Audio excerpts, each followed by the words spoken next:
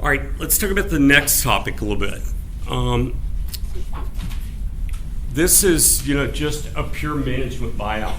Over the last couple of years, we've seen more and more people come to us either on the management side or on the actual as the owner, trying to figure out how do you deal with this and what do I do? And again, this is, okay, I want to do something with my employees, but I really don't, I haven't shown them a lot. I'm not sure how to structure it. I'm going to have a very limited group of people that are going to buy me out, maybe the top 2 or 3 management people.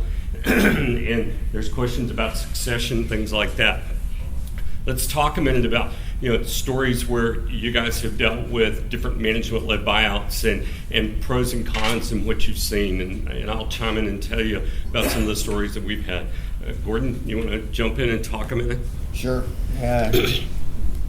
Management buyouts are, which we used to call leverage buyouts, are a way to rely upon your key managers who have built the company. And the single greatest challenge is in determining what new management, if you're giving it up, will have authority over, and how it will work together, and how it will work over time. And so setting the purchase price becomes critical, because when you have the current valuation, it's going to be paid from future performance. So you need to look at how you're going to have a liquidity event, how you're going to be paid over time, and specifically how much of the purchase price is cash, how much of it's deferred, how you're going to leverage it, and and most importantly, what happens if it doesn't work. I'm talking here about old management typically. New management raises more human issues. Do we need additional skills? Do we need additional technology? Is our business model going to work over the projected period of time that the payout will cause us to receive income, and therefore, and assuming that it works, then we get very quickly to entrepreneur's benefit package when the income stream has eroded, or been not eroded, but been completed, been paid. Now what happens from a benefits perspective to the person who created the company, sold it to his key employees? What's his role going forward, both in the business, which is what management will be concerned about, but now we're back to when Mama's talking to you about, okay, what happens to us? Now we've gotten the income, where are we on a benefits basis? So I think that's the biggest picture, and then fitting the projections into how much is liquid, how much has to be earned at what rate, and what if it doesn't work.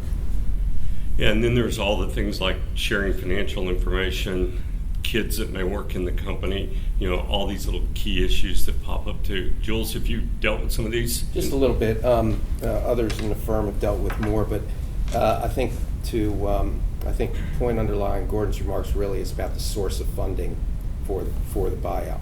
I think that's the critical piece. If it's going to be a highly leveraged transaction, then the potential negative ramifications grow greater.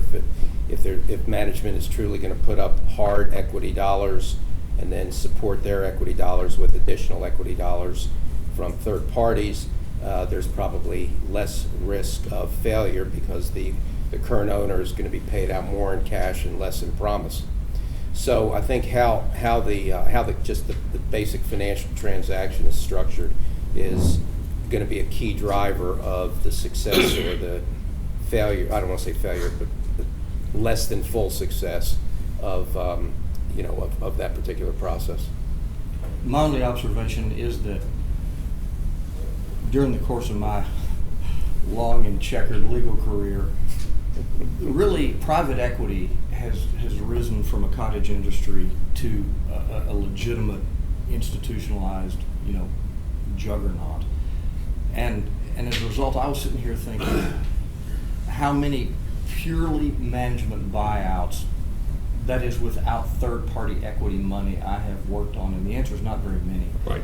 And I think one of the weaknesses of the whole approach is that that's a transaction where nobody involved, except for the advisors perhaps, know what they're doing. It's a one-off transaction, nobody's done it before, it can get very messy, and generally the owner would have been much better off to do a private equity transaction. We're seeing what we call cashless sponsor type transactions, going to your idea, where management goes to a private equity group and says, will you back us? We would like to buy our current owner out. We're seeing quite a bit of that. Are you guys seeing some of those Yeah, things? but I would call that a private equity transaction. Right. I wouldn't call it a management buyout, Right. even though Right. management is involved. So maybe, but yes, we're seeing a lot but of that. it's a version, Yeah. it's somewhere, I would call it a hybrid of probably of the two. Some of the other interesting things that pop up in there that we found are once the financial statement disclosures roll out. We had one this last year where we woke up and there were all these shareholder loans that have been taken out over the years. And I'll never forget, when it came up, what are we going to do with these? And the current owner said, well, the company will just write those off. And we said, well, not so fast, Kemosabe. There's no equity left in the company once that happens, And it was one of these, because it's a one-off and it's something new and different. It was like, oh, and I always had this joke that when you're talking to people and you have an "oh" comment, it means you just hit a hot button that nobody ever even knew was sitting there. And in this case, it ultimately, that along with what to do with the children, because Johnny was working on the dock in the back, and and Billy was working up front, and management's comment to us was that one of them openly laughed. He said, if you go look up useless in the dictionary, you're going to see their pictures, okay? And he said, we don't want them. We're not interested in paying for them. And I'll never forget this one too. They asked the owner, said, so we don't want your kids. And he said, so what are we going to do with them? He didn't want to meet He didn't want to meet it. and it's I always laugh, that's the devil in the details, and it's the things in the weeds. The devil in the details, Greg, there is that in a private equity transaction, the entrepreneur is having a liquidity event, and Right. hopefully it's 100% cash, and that's Right. why it's so attractive. So management can be much more cold-blooded about family and other planning issues, and Right. simply say this is the value of the business, and it's structured. Where the complexity now comes is the relationship between private equity and management. Yeah. Yeah, I was going to say, in order to use private equity, management has to also consider the needs of the private equity. If the management has expectations of running a business for decades into the future, then private equity is not going to be the way to go, because the private equity funds, as we all know, have to answer to their own investors, and they're expecting a certain rate of return over a certain period of time, and eventually they want to exit in order to achieve their returns for their limited partners. So in those companies where management has been highly engaged in the company, they know it, they've lived with it, they've grown up with it, they're almost as much a part of it as the founder, then other forms of financing might be better if they have expectations of maintaining that company for a term into the future. And of course, that raises some of the issues we've already touched on from the seller's side, or from the owner's side, about the ongoing risks of the owner's decreasing engagement in the company, the management's increasing engagement in the company as pure managers, and whether that transition works successfully so that at the point in time when those lines cross, the debt is fully paid to the seller. So that's sort of the art of that type of transaction when there's just not a pure cash buyout. Jules, let me mention something that is so basic, but it's probably worth mentioning, and I was thinking about this as you were talking about the owner's role and the leverage transaction, and this sort of relates to private equity as well. And it's the basic question, why do leveraged transactions work? I mean, why? And there's two answers. One is that perhaps existing management has gone about as far as they can go with this enterprise, and new management or additional management will help increase the revenue, the business will be more successful, blah, blah, blah. The other reason that leverage transactions work, and I actually think it's the basic reason, is because most family businesses are not run efficiently. And you mentioned the example of the son or the brother-in-law who's working on the dock. And I've done a lot of private equity transactions. I have some private equity clients, and I'll tell you, these people really don't know how to grow revenue. I'm just telling you, they don't. But boy, do they know how to cut expenses. And that's one of the key reasons that a leveraged transaction works. So let me go back to the pure LBO or management-led buyout without private equity money. You've got the previously existing business that suddenly has a layer of debt on it that it never had to carry before. And one of two things really has to change. You've either got to increase revenue dramatically or you have to cut expenses dramatically. Otherwise, that transaction is going to go down the drain. Well, one of the other things we've seen of kind of another hybrid of this whole process was doing a small piece of the business, selling a small piece to one of the management group members, so that in the event that something happened to the owner, at least there was somebody else in there with either a right of first refusal to buy the rest of it, or at least their goals were aligned with the family that's remaining to try and continue to either grow the company, sell the company, so that everybody could gain from that. We're seeing a few of those, but again, I think that's really thin ice to get out on, because you got to figure out not only how to get it done on a fair basis, but how to potentially maybe unwind it if it doesn't work. And timing becomes critical, especially if there's private equity in here whose horizon may be very different, who has their own exit strategy, Right. whose horizon will be shorter than people who've built the business. Absolutely, yeah. What else on management-led buyouts? Correct. Yes.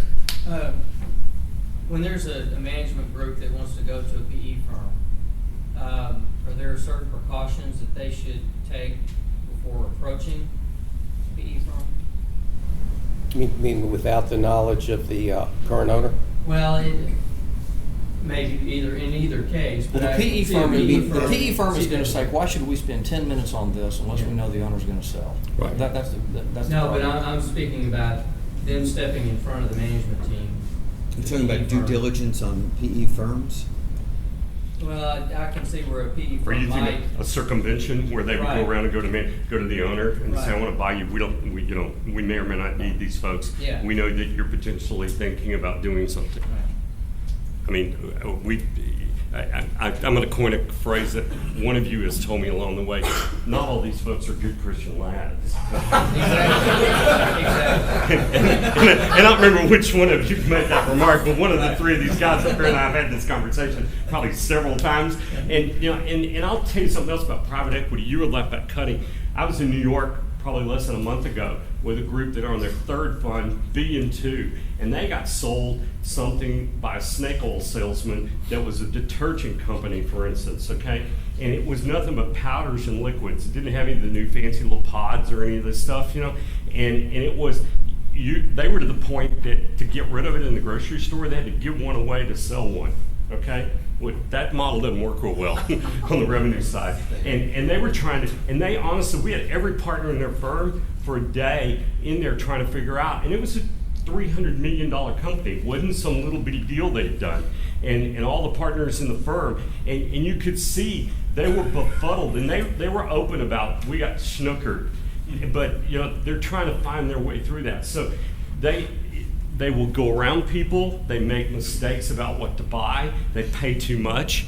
There's a lot of things going on in that market. But I think you just got to be careful when you're the management group about stepping over either direction. I mean, and there's probably a process there that it's go to the owner and say, would you entertain? I think this is where you were headed, David. Yeah. Would you entertain a transaction if we could come up with the capital? Yeah, at least do that. Yeah. So that when you go to the private equity firm, you can say, well, we've talked to the owner. He hasn't been definitive, but he's told us to explore. Right. That's enough Right. to get things going. Now, we've seen people that are management that have left a company that want to go do something else in that industry, that have put something together, and we've gone out and basically got some, I'm going to call it levels of interest, that if you can find a target, you can get it under an LOI, then we'll look at it with you. doesn't mean we'll fund it. There's no commitment, but we'll look at it. I mean, we have some of those in process right now in the utility sector, retail gas and electric utility companies. And, there's people out there, and that's what we were referring to as a cashless sponsor. That if you're going to go find deals and you're going to go try and raise the capital, I mean, that goes on pretty regularly. To me, you kind of got this fiduciary duty, management duty. It sounds like you got to be really careful about how you deal with it. And you got to really know that your owner wants to sell, so he also doesn't feel threatened in that process. I mean, there are all kinds of emotions that go on. And then you get into the whole deal of what's it worth, and is your baby really ugly? And somebody maybe has to tell them that. The private equity guys don't seem to have any compunction. That doesn't bother them. But if you're management, it's kind of like, if this doesn't all work, you got to go back to working with this person every day. And so there are issues there, emotions that you got to deal with.